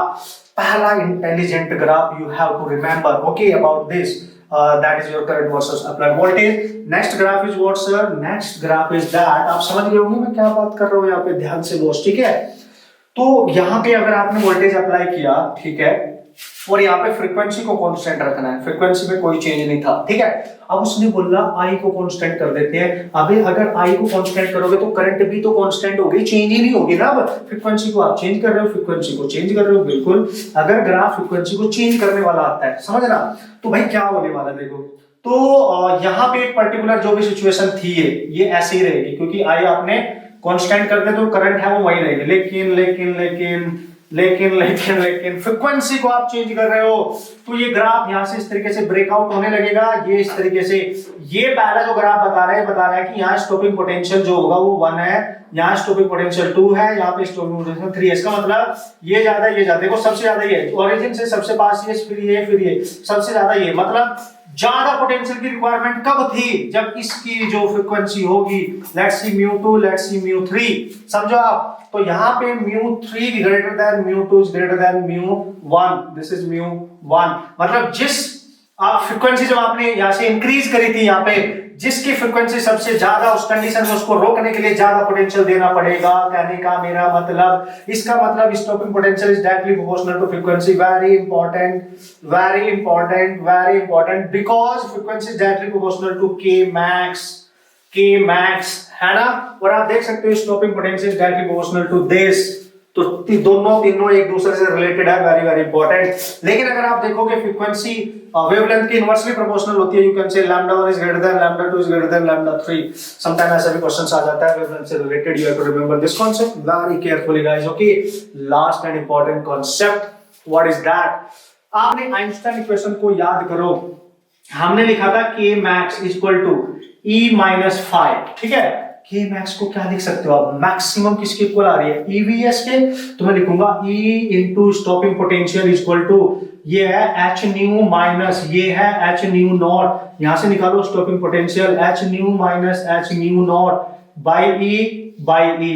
मोस्ट इंपॉर्टेंट है ये, मोस्ट इंपॉर्टेंट इक्वेशन, बहुत बढ़िया बढ़िया क्वेश्चन ऐसे बनाए जा सकते हैं। तो ये स्टॉपिंग पोटेंशियल का रिलेशन बन गया है, क्योंकि ये पूरा टर्म कांस्टेंट है और ये पूरा टर्म किसको डिनोट कर रहा है, h न्यू नॉट। याद करो वर्क फंक्शन, ये बन गया work function in electron volt. Actually ये किसको डिनोट कर रहा है पूरा, ये है h न्यू केवल इंसिडेंट रेडिएशन की एनर्जी, ये बन गई E इन इलेक्ट्रॉन वोल्ट।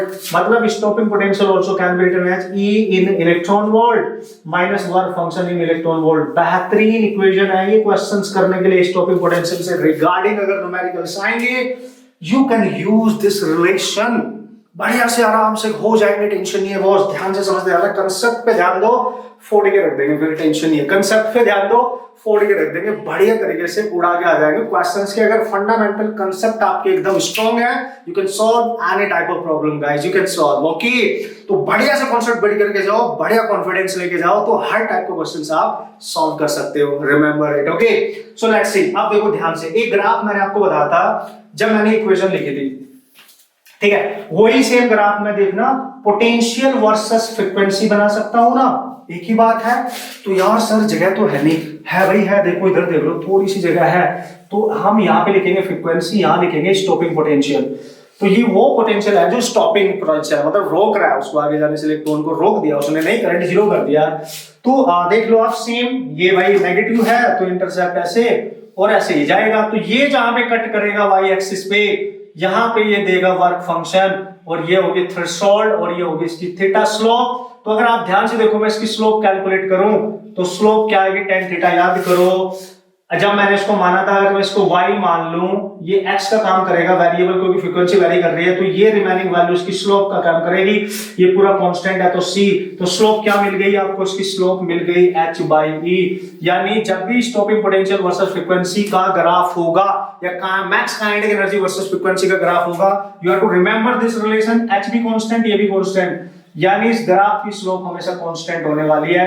और चूंकि ये स्लोप मेटल पे डिपेंड नहीं कर रही, टाइप ऑफ मटेरियल पे डिपेंड नहीं कर रही, अगर अलग अलग मटेरियल आपको दे रखे होंगे उनकी स्लोप में कोई चेंज नहीं आने वाला, सेम रेशियो है। आईआईटी एडवांस में क्वेश्चन पूछा जा चुका है, उसने क्वेश्चन पूछा कि दो अलग अलग मेटल थे,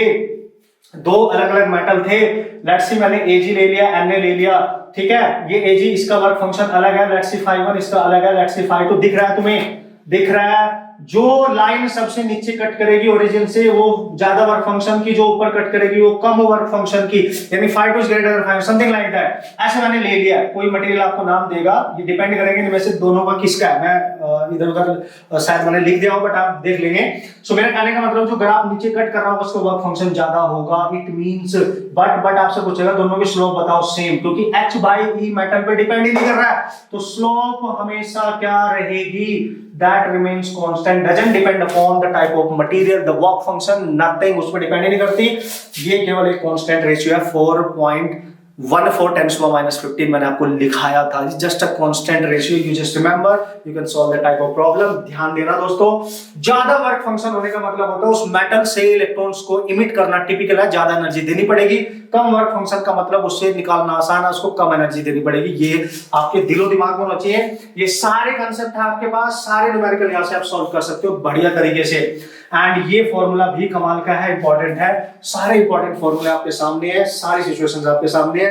अब क्वेश्चंस हम आराम से कर सकते हैं, एक दो क्वेश्चन मैं आपको और सॉल्व करके दिखाऊंगा, फिर मस्त तरीके से बढ़ते हैं नेक्स्ट कंसेप्ट एक्सरेज की तरफ। Okay guys, okay dear aspirant, अब हमने बात कर ली है यार अपने जो मेन कंसेप्ट था हमारा फोटो इलेक्ट्रिक इफेक्ट, उसके कॉन्सेप्ट, उसके न्यूमेरिकल प्रॉब्लम्स इन डिटेल और बढ़िया तरह से हमने कवर किया है, क्योंकि 100% मैंने आपको बोला वहां से क्वेश्चंस आने के डेफिनेटली चांस होते हैं। अब एक लास्ट में प्यारा सा कॉन्सेप्ट, छोटा सा कॉन्सेप्ट मैं आपसे जल्दी से डिस्कस करता हूं, जिसपे एक क्वेश्चंस आने के चांस बने रहते हैं, मतलब इन दोनों से कहीं ना कहीं से एक क्वेश्चन बन जाएगा, उससे नहीं आता उससे आ गया, इससे नहीं आता उससे आ जाएगा। आईआईटी का फेवरेट माना जाता है क्वेश्चंस आजकल इस पे आने लगे, जेईई मेंस में देखा गया है नंबर ऑफ सेट जितने भी आपके हुए हैं उनमें भी क्वेश्चंस पूछे गए हैं, और सबसे बढ़िया बात है डायरेक्ट फॉर्मूला बेस्ड है, डायरेक्ट क्वेश्चन आप सॉल्व कर सकते हो। तो मैं बहुत डिटेल एनालिसिस तो नहीं करूंगा यहाँ पे इस पर्टिकुलर एक्सरे की जो टॉपिक है हमारे पास, बहुत डिटेल एक्सपेरिमेंटल में हम अभी नहीं जाएंगे, बस उन्हीं पॉइंट पे फोकस करने वाले जिससे न्यूमेरिकल आते हैं। ओके, ये ध्यान रखना है। तो हियर वी गो। तो सबसे पहले लिटिल बिट थोड़ा सा मैं बता देता हूं, पहले से ही मैंने एक प्रेजेंटेशन आपके लिए रखा जिससे कम टाइम में अच्छी चीज आपके पास पहुंच जाए और आप न्यूमेरिकल करके आ जाए, मतलब मेन पॉइंट है न्यूमेरिकल होना चाहिए, ठीक है। कूल। अब हमसे पूछा गया, क्योंकि यहाँ से न्यूमेरिकल ही आने के चांस ज्यादातर हमारे पास रहेंगे, उसने बोला एक्सरे है। तो सबसे पहले लिटिल बिट इसकी थोड़ी सी हिस्ट्री आपको बताता हूँ, एक्सरे का प्रोडक्शन कैसे किया गया। वैसे तो एक्सरे को according to the range of the wavelength दो कैटेगरी में डिवाइड किया गया, soft and hard. Soft and hard, अगर आप सॉफ्ट की बात करोगे तो ऑब्वियसली सॉफ्ट है, मतलब इसकी जो एनर्जी होने वाली है कम होनी है, मतलब इसकी जो वेवलेंथ की रेंज है वो ज्यादा होने वाली है, ठीक है। सॉफ्ट की जो रेंज होती है 1 एंगस्ट्रॉम से 100 के बीच लाई कर लेती है, और हार्ड का मतलब ऑब्वियसली आपको क्लियर नजर आ रहा होगा, मैक्स एनर्जी होगी, और मैक्स एनर्जी का मतलब वेवलेंथ कम होगी, यानी 0.01 एंगस्ट्रॉम से ये 1 के बीच में लाई करने वाला है। इतना आपको बस रेंज पता होना चाहिए, कभी कभी पूछ लेता है, मतलब कुछ भी हो सकता है, ठीक है। अब वो बोलते हैं कि ये जो आपने लिखा है यहाँ पे, मैंने लिखा देखो रेंज को यहाँ पे मैंने दो कैटेगरी में डिवाइड किया, कॉन्टिन्यूअस एक्स रेंज और दूसरी है कैरेक्टरिस्टिक। भाई इसी पे क्वेश्चन आता है ज्यादातर, अभी तक सबसे ज्यादा क्वेश्चन इस पे पूछे गए, कैरेक्टरिस्टिक पे। ध्यान से समझे आप, इनको प्रोड्यूस किया जाता है। एक्चुअली जो हम एक्स रेज को प्रोड्यूस करते हैं, इसका प्रोडक्शन करते हैं एक्सपेरिमेंटल सेटअप के थ्रू, जो कोलिस ट्यूब लेते हैं कैथोड पे, जब हाई एनर्जी जब इंसिडेंट करते हैं, हाई वोल्टेज को सप्लाई करके कैथोड से इलेक्ट्रॉन्स को हमें इमिट कराना होता है। जब बहुत ज्यादा हाई वोल्टेज अप्लाई करते हो आप, तो कैथोड से बहुत इलेक्ट्रॉन्स जो निकलते हैं वो हाई स्पीड के साथ जाते हैं और वो अपने टारगेट को हिट करते हैं, और वो टारगेट जो होता है उससे टकराने के बाद वो बहुत हार्ड होता है। इन द सेंस क्या बोलना चाह रहा हूं मैं, उसका मेल्टिंग पॉइंट बहुत ज्यादा होना चाहिए, उसका एटॉमिक मास बहुत ज्यादा होना चाहिए, जिससे उससे टकरा के वो वापस आते हैं और कुछ रेज वहां से निकलती है। समझना, जो रेज वहां से निकलती है इस प्रोसेस में उनको एक्स रेज का नाम दिया गया। छोटा छोटा लॉजिक से मैं आपको जस्ट बता रहा हूं, ठीक है। दो तरीके की वो रेज देखने को मिली है, कॉन्टिन्यूअस एक्स रेज और एक कैरेक्टरिस्टिक एक्स रेज। दोनों में डिफरेंस क्या है थोड़ा सा बताता हूं, बाकी कॉन्सेप्ट पे आता हूं डायरेक्ट, जैसे कि मैंने आपको बोला है। फिर मैं क्वेश्चन करके दिखाऊंगा यार आईआईटी में कैसे क्वेश्चंस आया, कितने जल्दी आप उनको सॉल्व कर सकते हैं, मेंस में कैसा है, वही मेन पॉइंट है ना हमारा क्रैश में। ओके, तो थोड़ा सा लिटिल बिट आपको पता चल गया होगा कि क्या हुआ होगा, ये प्रोड्यूस की गई, प्रोडक्शन जब किया जाता है, रेंज को जब बनाया जाता है, ठीक है। तो यार कॉन्टिन्यूअस एक्स रेज की प्रॉपर्टी है कि जब हम कॉन्टिन्यूअस एक्स रेज कैसे बनी थी, जब वो इलेक्ट्रॉन आ रहा था, समझ रहा, एक ही डायग्राम बनाया, दोनों रेंज के लिए मैं यूज करने वाला हूं, बस इतना आप थोड़ा सा समझ लेना, ठीक है। उसने बोला जो हाई जो इलेक्ट्रॉन आ रहा था जिसकी स्पीड बहुत ज्यादा थी, उसको हाई पोटेंशियल पे जब उसको बहुत ज्यादा पोटेंशियल दिया गया तो वो वहां से भागना उसने स्टार्ट किया with max speed, fastest electron you can से। ओके, तो यार इसको स्पीड दी गई, यानी इसको काइनेटिक एनर्जी दी गई mv² bye applying the potential. तो जो एनर्जी थी उसको हम लिख सकते हैं ev, इस एनर्जी को लिख सकते हैं, ये है applied potential, this is your applied potential. समझना आप मैं क्या समझाना चाह रहा हूं आपको।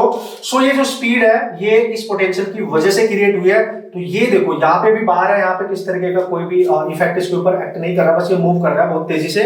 और जब उस टारगेट पे जिस पे टकरा रहा था उसका टारगेट का कुछ न्यूक्लियस होगा, न्यूक्लियस के अंदर पॉजिटिव चार्ज होता है, हमें क्लियर पता है। ये हमने उस एलिमेंट को लिया है जिसको हमने टारगेट बनाया है, ठीक है। कूल, ओके यार, तो मैंने उस टारगेट का ये स्ट्रक्चर यहाँ पे बना लिया है, जो उसका कॉन्फ़िगरेशन होने वाला है, वो जिस टारगेट पे हम इलेक्ट्रॉन को स्ट्राइक कराते हैं, जिसका मेल्टिंग पॉइंट है उसका हाई होना चाहिए, और मेल्टिंग पॉइंट हाई क्यों होना चाहिए, क्योंकि इलेक्ट्रॉन टकराएंगे तो उसका टेम्परेचर इंक्रीज करेगा, तो वो भाई मेल्ट ना कर जाए, फिर तो रेज प्रोड्यूस हम नहीं कर पाएंगे, ठीक है। तो ये मैंने उसका कॉन्फ़िगरेशन यहाँ पे आप देख सकते हो बना लिया है। ये उसका न्यूक्लियस है, न्यूक्लियस के अंदर आपको पता है पॉजिटिव चार्ज होता है, टेंशन नहीं है। तो बस हम देखना चाहते हैं कि हो क्या रहा है भाई। वो जो इलेक्ट्रॉन था जिसको आप स्ट्राइक करा रहे हो, having the max energy, and that energy जो उसको गिवन है, जो उसको दी गई है, जो उसको सप्लाई की गई है, वहां पे हम हाई वोल्टेज अप्लाई करते हैं, ध्यान रखना, एक्सरे को प्रोड्यूस करने के लिए। तो वो जो हाई वोल्टेज की जो एनर्जी होती है ईवी, है ना, इलेक्ट्रॉन वोल्ट में, वो हाफ mv² के इक्वल आप मान सकते हो। यानी ये किसकी स्पीड है, ये किसकी एनर्जी है, इलेक्ट्रॉन की काइनेटिक एनर्जी जो इसको अप्लाई करने से आ रही है, ठीक है। तो ये अप्लाइड वोल्टेज होता है, ध्यान से समझ गए।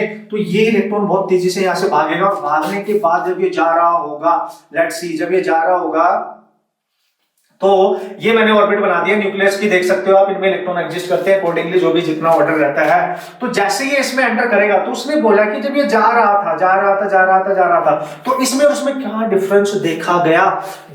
कॉन्टिन्यूअस एक्सरेज का नाम दिया गया कि ये इलेक्ट्रॉन जो बाहर से फास्ट मूविंग इलेक्ट्रॉन इसमें एंटर करता है, न्यूक्लियस में उसके ऑर्बिट में एग्जिस्ट करने वाले इलेक्ट्रॉन्स के साथ इसकी किसी तरीके की कोई टक्कर नहीं होती, ये कोलाइड नहीं करता।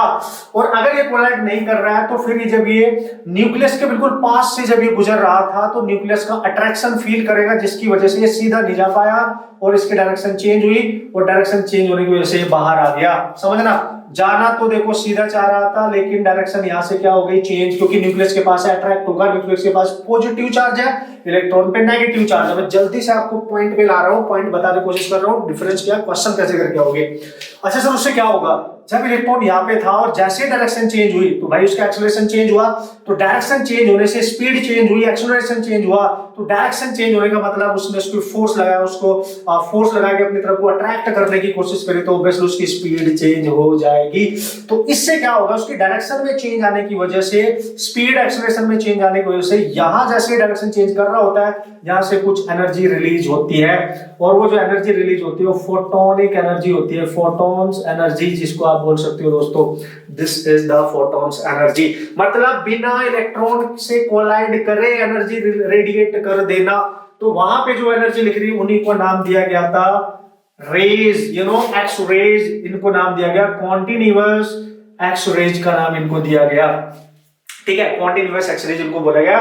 मतलब जो एनर्जी रिलीज हुई, वो जो वहां पे रेज वहां पे बनी, उनको कॉन्टिन्यूअस एक्स रेज का नाम दिया। देखो यार, इलेक्ट्रॉन जो आ रहा था वो इसके इलेक्ट्रॉन से नहीं टकराया, ये मेन पॉइंट है, बिना टकराए जो एनर्जी रिलीज कर दी due to the attraction of the nucleus. Just जब ये यहां से गया तो इसकी स्पीड लेट्स से v1 थी, जब ये बाहर निकलेगा तो स्पीड v2 होगी, ऑब्वियसली कम हो गई होगी, ये आप समझ सकते हो उस बात को।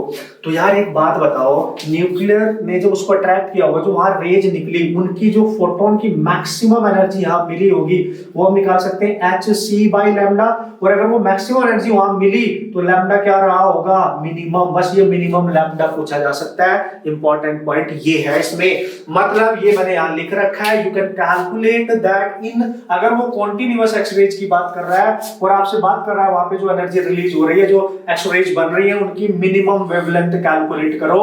तो 12431 मैंने आपको कल भी बताया था, divide by v, and this is applied potential या voltage, you can say, ये given होगा, just put that, you just calculate the value, whatever the value is given, आप वैल्यू पुट करोगे, आंसर आपका बन जाएगा, टेंशन नहीं लेने का, आराम से क्वेश्चन हो जाएगा। इसका मतलब ये हुआ, इसकी जो एक्स-रेज की जो वेवलेंथ है वो अप्लाइड वोल्टेज पे डिपेंड कर रही है, आप समझो, वो डिपेंड कर रही है यहाँ पे उस पे, आप देख सकते हो उसको। एनर्जी आपको बढ़ाना चाहते हो उसकी, तो फिर वेवलेंथ आपकी आपकी मिनिमम मिलेगी, कम मिलेगी आपको, आप बिल्कुल क्लियरली विजिबल कर सकते हो। एक इंपॉर्टेंट कंसेप्ट आपका ये हुआ, मतलब सर आप ये कहना चाहते हो कॉन्टिन्यूअस रेज में इलेक्ट्रॉन बिना टकराए अंदर वाले इलेक्ट्रॉनों से रेज फिर भी बना देता है, कुछ एनर्जी रेडिएट करता है, एक्स-रेज को उनको नाम दिया गया है, उनकी वेवलेंथ हम यहां से निकाल सकते हैं। बिल्कुल सीधी सी बात है, मैं यही कहना चाहता हूं, ठीक है, सिंपल सा लॉजिक है। इनकी वेलोसिटी में आप रिलेशन भी देख सकते हो, बस इतना ही याद रखो, उससे ज्यादा भी इसमें कुछ भी याद रखने की जरूरत आपको नहीं है। एक इसका ग्राफ भी होता है, इंटेंसिटी, जो उसकी इंटेंसिटी वर्सेस वेवलेंथ का ग्राफ होता है, लेकिन उसकी अभी कोई जरूरत है नहीं। You just remember this formula about the continuous X-rays. Cool, वापिस आ जाओ तकड़े वाले कॉन्सेप्ट जिसमें न्यूमेरिकल आता है, डेफिनेटली आता है। What is that, characteristic X-rays. तो सर इसमें क्या हुआ होगा, आप खुद ही दिमाग लगाओ, इसी डायग्राम से मैं समझाऊंगा, आप खुद ही दिमाग लगाओ दोस्तों। इसमें क्या हुआ कि वो इलेक्ट्रॉन फिर से आ रहा है अपनी हाई स्पीड के साथ, ठीक है। अब जब वो आ रहा था, समझना, अब जब वो आ रहा था तो भागा जा रहा था, तो इसी के इलेक्ट्रॉन से इलेक्ट्रॉन टकरा गया, देखो ये पहले से ही है, अब इसमें टक्कर होगी। कैरेक्टरिस्टिक एक्स-रेज कब क्रिएट होती है, जब टक्कर हो जाए, इलेक्ट्रॉन इलेक्ट्रॉन से टकराएगा, जब टकराएगा तो जब ये बाहर निकलेंगे तो ये भी जाएगा बाहर, है ना, और ये जो पहले से आ रहा था वो भी जाएगा बाहर। मतलब जैसे ये टकराएगा, ये टकराएंगे और ये एक दूसरे से सेपरेट होके बाहर निकलेंगे। और इस प्रोसेस में क्या होगा, जैसे इलेक्ट्रॉन इससे टकराया एक जगह खाली हो जाएगी, और जैसे दोस्तों ये जगह खाली होगी यहाँ पे किसी और ऑर्बिट का इलेक्ट्रॉन जंप कर जाएगा। तो इलेक्ट्रॉन्स की जंपिंग, है ना, समझना, जंपिंग की वजह से जो आपको पता है हाई एनर्जी से लोअर एनर्जी पे जब इलेक्ट्रॉन आता है तो एनर्जी रिलीज करता है, तो उसकी वजह से यहाँ पे जो एम्प्टी स्पेस क्रिएट हुआ है उसको ऑक्यूपाई करने के लिए, अगर देखो, हाँ यहाँ पे एक चीज और याद रखना, जो इनर सेल है ये होगी KLMN। तो अगर इलेक्ट्रॉन इससे निकला है, K से निकला है मान लिया, तो भाई कहां से इलेक्ट्रॉन जंप कर सकता है, L से करेगा। तो ध्यान से समझना भाई, अगर L से करेगा इलेक्ट्रॉन, L से आएगा, है ना, की में अगर ये गायब हो गया तो इसमें जो रिलीज होंगी, इसमें जो एनर्जी रिलीज होगी, वहां से जो एक्सरेज निकलेगी उनको बोलते हैं के अल्फा सीरीज, यू नो, के सीरीज बोलते हैं बेसिकली। तो दिस इज योर के सीरीज। तो जब अगर जस्ट ऊपर वाले से के में आ रहा है तो उसको ए अल्फा का नाम देंगे। अगर वो के में ही आ रहा है लेकिन एल की बजाय एम से जंप करके आ रहा है तो इसको यहां से जो एनर्जी रिलीज होगी तो उनको के बीटा का नाम देंगे। और अगर वो एल की बजाय एम और एन से आता है, के में आ रहा है KLMN, तो L से आया अल्फा बोला, M से आया बीटा बोला, गामा यहां से आ सकता है कि नहीं, तो ये के गामा भी नाम आप दे सकते हो। आप समझना बस, मतलब सर आप ये कहना चाह रहे हो कैरेक्टरिस्टिक में क्या होने वाला है कि इलेक्ट्रॉन से टकराएगा, उसको बाहर निकाल देगा, वहां स्पेस क्रिएट हो जाएगा, ऊपर से कोई इलेक्ट्रॉन आके वहां बैठ जाएगा और उस दौरान वो कुछ एनर्जी रिलीज करेगा जिनको एक्सरेज का नाम दिया गया, नाम रखा गया कैरेक्टरिस्टिक एक्सरेज, जिनकी जो रेंज है वो कैरेक्टरिस्टिक जो एक्सरेज की प्रॉपर्टी को फॉलो करती है। दैट्स व्हाई इसको हमने मान लिया है, ठीक है। तो यार सर अगर वो के में आता है तो के सीरीज, एक्सरेज की के सीरीज बोलते हैं उसको, लेकिन अगर वो एल पे आता है तो एल पे तो एम पे ही आएगा ना, एम से ही आएगा ना, तो उसको एल अल्फा देंगे। फिर अगर एन से आए तो एल बीटा दे देंगे, समथिंग लाइक दैट। इस तरीके से प्रोसेस आपका चलता रहेगा, ये आप ध्यान रखेंगे बॉस, ठीक है। So most important point is that कि न्यूक्लियस के जस्ट पास वाली जो ऑर्बिट होगी दैट इज K1, ये बहुत इंपॉर्टेंट है, इसी पे ज्यादातर क्वेश्चन बनाए जाते हैं। तो के जो सीरीज बन रही है यहाँ पे एक्सरेज की के सीरीज, उसकी कितनी बनी, के अल्फा, के बीटा और के गामा। ये कब हुआ, जब 2 से 1 पे आएगा, है ना, 2 से 1 पे, जब 3 से 1 पे आएगा, है ना, आप समझो, जब 4 से 1 पे आएगा, ठीक है, इस तरीके से आप समझ लो। अगर आप 4 ले रहे हो 1 2 3 4, तो 2 से 1 पे मतलब L से K पे आ रहा है, मतलब ये L M से K पे आ रहा है और ये N से K पे आ रहा है। आप बिल्कुल क्लियरली देख सकते हो, ये सीरीज आपके लिए बहुत बहुत इंपॉर्टेंट है। तो ये दोनों में डिफरेंस है, कैरेक्टरिस्टिक एक्सरेज। तो सर न्यूमेरिकल कैसे आएगा, आप डिफरेंस क्रिएट हो गया होगा, कॉन्टिन्यूअस में टक्कर नहीं होगी, इसमें टक्कर होगी, बस इतना सा याद रखो। तो इसमें जो रेज निकल रही है भाई, बेहतरीन कॉन्सेप्ट है, उनकी वेवलेंथ कैसे निकालेंगे, क्योंकि यहां से तो हम ऐसे निकाल सकते हैं वेवलेंथ, क्योंकि यहाँ वोल्टेज पे डिपेंड कर रही है, यहाँ थोड़ी डिपेंड कर रही है। यहां पे यूज किया गया था मोजलेस लॉ, वेरी इंपॉर्टेंट, बस यही है ब्रह्मास्त्र। Finally you have to remember this formula. अगर पूरा भी पढ़ के नहीं जाओगे, फॉर्मूला पढ़ के चले जाना, क्वेश्चन यही से आता है मैक्सिमम। मोजलेस लॉ में बताया गया था 1/लैम्डा, क्योंकि आप देखो ट्रांजिशन हो रहा है यहाँ पे, और याद करो हमने पढ़ा था हाइड्रोजन स्पेक्ट्रम में, तो उसका मॉडिफाइड फॉर्म होता है, ये ध्यान देना, 1/लैम्डा equal to R Z, Z effective का स्क्वायर। याद करो वहां आर जेड स्क्वायर लेते थे, 1/n1 स्क्वायर। n1 का मतलब क्या हुआ है, जहां पे आता है, n2 जहां से आ रहा है, ये बिल्कुल सेम ही है, बस जेड इफेक्टिव क्या है यहाँ पे, जेड इफेक्टिव होता है original Z minus sigma. Z is the उस एलिमेंट का जिसको हमने टारगेट मान लिया है, उसका एटॉमिक नंबर जो होने वाला है। और सिग्मा को स्क्रीनिंग कांस्टेंट का नाम दिया गया। सिग्मा, अगर के अल्फा सीरीज की आप बात कर रहे हो एक्सरेज की, तो हमेशा 1 लेना और इसी की बात करेगा हमेशा। Not given in the question, you just remember कि इस कंडीशन को ही अप्लाई करेगा, ध्यान देना क्वेश्चंस करने के लिए। सो के अल्फा के लिए सिग्मा 1 लेके चलेंगे। तो यहां से आप देखो, अगर लैम्डा निकालना चाहते हो तो ये सारी वैल्यूज कांस्टेंट है, ये भी आर है, कांस्टेंट है। तो बेसिकली इसके जो क्वेश्चंस आप करके आओगे ना भाई, बेहतरीन फॉर्मूला बता रहा हूं आपको, इसके क्वेश्चन जब आप करके आओगे तो 1 जो लैम्डा है ये डायरेक्टली प्रोपोर्शनल मान लो आप, जेड की जगह जेड माइनस सिग्मा लिखना है तो जेड माइनस सिग्मा, और इसका स्क्वायर भी है। So this is very important actually. This is very important to solve the numerical problem. आप बिल्कुल क्लियरली देखो, सपोज करो पहला एक न्यूक्लियस आपको दे रखा है, उसका जेड इतना है, इसका 1 है। दूसरा दे रखा है तो 1/λ2, उसको आप लिखोगे Z2 माइनस सिग्मा, उसका होल स्क्वायर। तो फॉर्मूला आप बना सकते हो डायरेक्टली, λ2/λ1 इक्वल टू, इसको इससे डिवाइड कर दोगे तो आएगा Z1 minus sigma over Z2 minus sigma, और इसका होल स्क्वायर कर दो। मोस्ट इंपॉर्टेंट ये ही फॉर्मूला अगर आप याद रखोगे तो भी बात बन जाएगी। सारे क्वेश्चन इसी का आया अभी तक, मैक्स क्वेश्चन इसी पे आया केवल। तो मतलब ये फॉर्मूला तब यूज होगा जब कैरेक्टरिस्टिक एक्सरेज की बात कर रहा होगा। सर कैसे क्वेश्चन आएंगे? अलग अलग आपको टारगेट के न्यूक्लियस जो होंगे उसको दे देगा आपको एटॉमिक नंबर। तो Z1 गिवन होगा, Z2 सिग्मा क्या लेंगे सर? अल्फा के सीरीज के लिए ऑब्वियसली 1 लेना है, और लैम्डा 1 दे रखा होगा, लैम्डा 2 पूछेगा, लैम्डा इस तरीके से मतलब बात कर सकते हैं। कभी कभी ये दे रखा होता है Z पूछ लेगा, किसी एक का Z मिसिंग होगा वो पूछ लेगा, हमारा क्या है आराम से निकाल लेंगे, ठीक है। So finally I to remember this, Moseley's law के अकॉर्डिंग ये वेरिएशन हो रहा है, ऐसे हो रहा है। अगर फ्रीक्वेंसी का रिलेशन कभी पूछ बैठे जिसको फाइनली उसने बनाया था, तो ये फ्रीक्वेंसी है जो इमिट हो रही है, रेडिएशन उसकी फ्रीक्वेंसी है। इस पे मैंने रूट लगा दिया है, इसी के अकॉर्डिंग मतलब Z को हटाना है तो रूट इस पे आ जाएगा। बाकी ये सारी वैल्यू कांस्टेंट मान के मैंने b में रिप्रेजेंट कर दिया है, कांस्टेंट वैल्यू है। तो जो यहाँ पे फ्रीक्वेंसी है इनसाइड द रूट वो डायरेक्टली प्रोपोर्शनल है Z माइनस सिग्मा के, लीनियरली वेरिएशन शो कर रहा है ये रूट इसका Z के साथ, है ना, लीनियरली वेरिएशन शो कर रहा है, आप बिल्कुल क्लियरली देख सकते हो। वैसे न्यूमेरिकल इसी पे आता है, बस इतना सा याद रखना है। तो यार मैंने इन शॉर्ट आपको बनाने की कोशिश करी है बढ़िया तरीके से, आई होप आप समझ पाए होंगे मैं क्या कह रहा हूँ। फिर से बता देता हूँ, न्यूमेरिकल इस फॉर्मूले पे आएगा, कॉन्टिन्यूअस से क्लियर है सर, पता कैसे चलेगा? इसका यूज करेंगे उसका पोटेंशियल अगर दे रखा है तो भाई यही यूज होगा। अगर वो अलग अलग एटॉमिक नंबर की बात कर रहा है, वहां पे वेवलेंथ की बात कर रहा है, तो भाई कैरेक्टरिस्टिक की बात कर रहा है, यही फॉर्मूला यूज होगा, इसी से क्वेश्चन सॉल्व होने वाला, टेंशन नहीं है, ठीक है। अब ये ग्राफ, इस पे भी एक बार आईडी में क्वेश्चन आ चुका है, उसने बोला ये इंटेंसिटी वर्सेस लैम्डा का ग्राफ है फॉर कैरेक्टरिस्टिक एक्स-रेज। तो ये ग्राफ का जो वेरिएशन है कुछ इस तरीके से दिख रहा होगा, फिर इसमें से ये देखो जर्क से ये नजर आ रहे होंगे इस तरीके से आपको, ठीक है। तो ये बताता है कि अल्फा जब वो के में जंप कर रहा है, के में, तो उसकी सीरीज है के अल्फा के बीटा, समझ रहा है। तो के अल्फा का मतलब क्या होगा? अल्फा में कब आता था? 2 से 1 पे आता। बीटा कब बनी थी? जब 3 से 1 पे आया था। सिमिलरली एल वाली सीरीज आएगी, एल कब होगा? एल तो ऑलरेडी 2 है, तो 3 से 2 पे आना पड़ेगा, 4 से 2 पे आना पड़ेगा, फिर एम सीरीज स्टार्ट हो जाती है। इतना सा आप ख्याल रखेंगे कि ये वेरिएशन पहले के फिर एल फिर एम इस तरीके से वेरी कर रहा है, आप बिल्कुल क्लियरली यहाँ पे ध्यान से देख सकते हो वेरिएशन क्या हो रहा है, इंटेंसिटी कर्व किस तरीके से बढ़ रहा है। सो बस ये इसका है मेन, और मैं न्यूमेरिकल करके आपको दिखा देता हूँ जल्दी से, जिससे कॉन्सेप्ट आपके दिलो दिमाग में समझ आए और इससे आप क्वेश्चन सॉल्व करके आ सकते हैं। ओके डियर स्टूडेंट, अब बात कर लेते हैं यार इस पे डिपेंडेंट जो आईटी में क्वेश्चंस आ चुके हैं और आपके मेंस के एग्जाम में भी डायरेक्ट क्वेश्चन पूछे जा सकते हैं भाई बढ़िया से। तो here is the first question, आप जल्दी से रीड कर लो, देखो कैसे उड़ाते हैं इस कॉन्सेप्ट का डायरेक्ट यूज करके।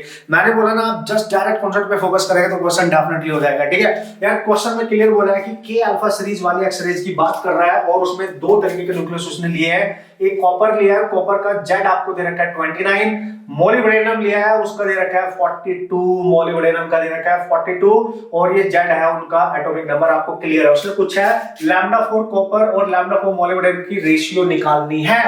उत्तरी, इसका मतलब के अल्फा सीरीज है। अब जैसे उसने एटॉमिक नंबर और लैम्डा की बात की तो तुम्हारे दिमाग में तुरंत घुस जाना चाहिए, what is that? 1 by lambda is directly proportional to Z minus sigma का होल स्क्वायर। क्योंकि के अल्फा सीरीज है, क्लियर बोला है, तो के अल्फा के लिए सिग्मा हमेशा 1 लेना है। और मैंने आपको बताया था अगर पहले आप कॉपर के लिए ले रहे हो तो ये कॉपर का बनेगा, फिर अगर फिर आप ले रहे हो 1 बाय मोलिब्डेनम का पहले ले रहे हो, नेक्स्ट ले रहे हो तो ये फिर मोलिब्डेनम का बनेगा, और ये तो 1 हो जाएगा क्योंकि हमने बोला था 1 होता है। अगर डिवाइड करोगे ना दोस्तों, आप देखो वैसे आपको कॉपर डिवाइड बाय दिस चाहिए, तो आप सेकंड को फर्स्ट से डिवाइड करो, ठीक है, कूल। सेकंड को फर्स्ट से डिवाइड करोगे तो अगर मैं इस वाले को डिवाइड करूं, देखो ठीक है, तो ये आएगा, इसको जब मैं डिवाइड करूंगा तो lambda of copper divide by lambda of ammo.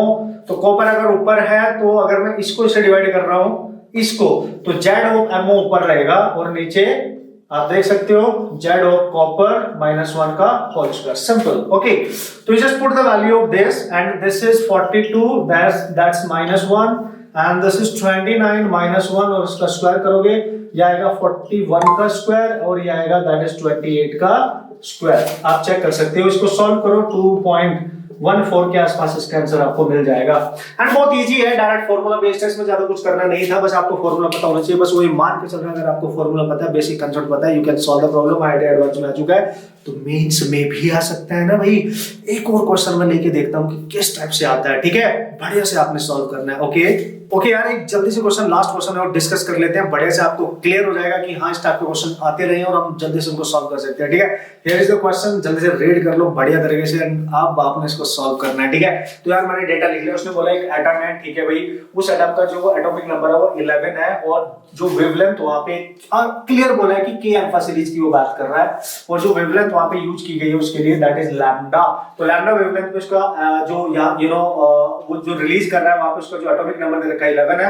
अगर एटम को हम यहाँ पे 4 लैम्डा की वेवलेंथ हमें यहाँ पे मिल रही है तो उस कंडीशन में तो जेड क्या होना चाहिए, उस एटम का एटॉमिक नंबर क्या होना चाहिए। यार लैम्डा जेड की बात कर रहा है, कैरेक्टरिस्टिक रेंज की ही, एक्स रेंज की ही बात कर रहा है, तो क्लियर है, आपको पता है 1 बाय लैम्डा इज, अब आप खुद ही लिख सकते हो, टेंशन नहीं है वो। और चूंकि ये के अल्फा सीरीज है तो सिग्मा 1 ही ले लो डायरेक्टली। ठीक है, तो 1 to 2 कर सकते हो आप, जैसे मैं 1 करूंगा, अगर मैं यहाँ 1/2 लिखूंगा ना तो यहाँ Z2 - 1 ओवर Z1 - 1 ही लिखना पड़ेगा क्योंकि इनवर्स है ना रेशियो।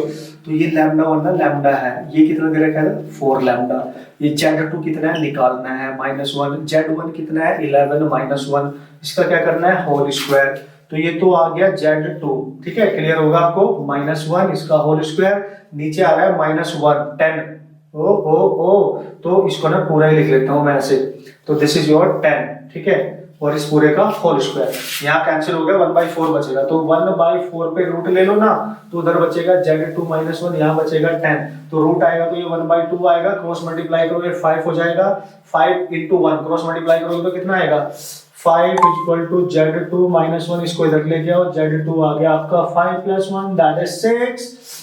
ये उस जो जिसके पास इतनी वेवलेंथ है उसका एटॉमिक नंबर होने वाला है 6। क्लियरली आप देख सकते हो। ठीक है, clearly, okay. So this is how you can solve the type of problem based on the X-ray concept. इतना ही याद करके जाना है, क्रैश में तो बढ़िया चांस हो जाएंगे आपको न्यूमेरिकल प्रॉब्लम सॉल्व करने के। दोस्तों बढ़िया तरीके से आप सीखते रहे, बढ़िया तरीके से अपनी प्रैक्टिस जारी रखना और बढ़िया तरीके से नोट्स बनाते रहना यार, आपका एग्जाम मस्त जाने वाला है। And all the best.